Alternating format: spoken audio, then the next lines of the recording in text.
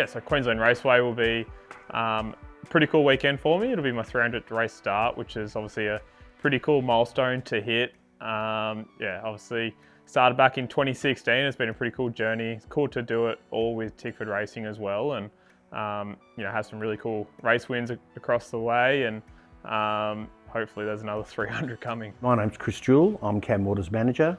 I met Cam in 2010 and liked what I saw, and then ultimately a relationship developed between the two of us. Well, when he won the Formula Ford Championship, that was a logical stepping stone for future career aspirants in supercars, and I could see the talent that he had, and a lot of other people could. And ultimately I then on-sold him to Ford Performance Racing to move into their team to give me a better shot at showing the genuine class that I knew he had.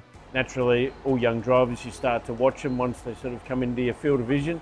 And then Chris Jewell sort of had some conversations with me about him, and that probably sparked my interest even more. So then I started watching him even closer, and then got to know him through, we met and talked and understood what made him tick, and that led into him ultimately driving for us. Yeah, he started with us in Super 2, and from the first time he drove for us, you could see that he was something special. And then, that culminated in 2015, where he just wiped the board of the rest of the field, and that was at the point where we decided, no, we need to commit to this kid for the long term, and go on the journey with him. Cameron Waters, he is the Dunlop Series champion in 2015. Cam is a little fortunate that not only had he won the Dunlop Series with Ford Performance Racing, so his on-track creds were good, an opportunity to join the team because there was a vacancy there existed,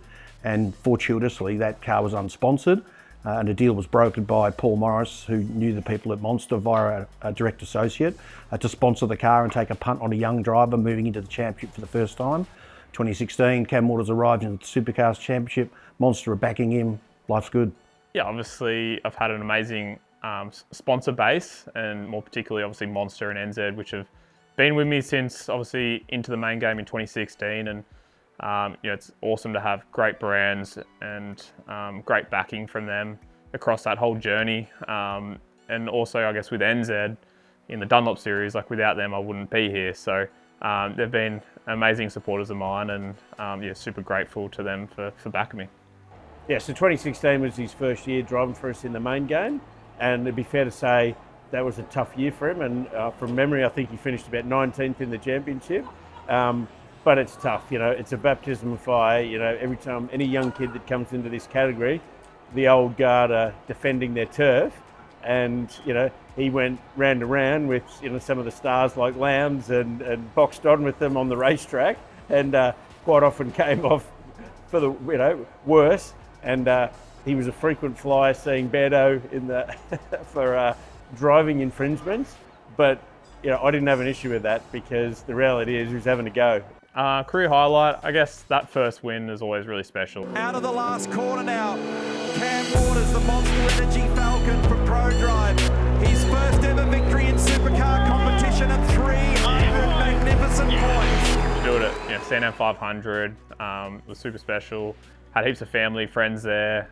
Doing it with Richie was really cool, and a great weekend. Everything went to plan, and we rolled out of the truck. The car was fast, and just executed it. Probably last year in the Gen 3 era, when he actually chased down the pack in a wet-dry race. Here we go. He had to move it. Mostert, he knew it was going to be drilled. Changed to the lead. From a disadvantageous position, and took the win in style. In Dunlop Series, the second year at Perth, he won the second race there by, I think it was 18 seconds. Which is, almost unheard of. Sydney this year was spectacular, 3 from 3. Rip of the race, but he's coming down there. Oh my goodness, it's been a change. Unbelievable. It's always a pipe dream, isn't it? It's for any aspiring driver, to get into this at this level, you're paid to do what they love doing. It's pretty cool. It's hard to pick out a career highlight because, we had a lot of success together. Clearly, the whole time we worked together, we were striving to win the championship or win Bathurst, and we came close many times, but never quite got there. So, it's hard to say that there was one highlight because we did have a lot of success, and there was a lot of race wins and a lot of pole positions. So there was not one point that stood out. But the one thing I would say is that I enjoyed every one of those races. He held me to account. He's not one of those drivers that if he has a bad result, he just sort of goes away and sulks about it. If he feels that we let him down as a team, whether it was didn't give him the car for it or didn't give him the pit stop for us, he let me know. So he held me to account, and I don't mind that because that just shows the passion that he wasn't there just to make up the numbers. He's there to win races, win championships, and and he's, as I say, he's a hard worker.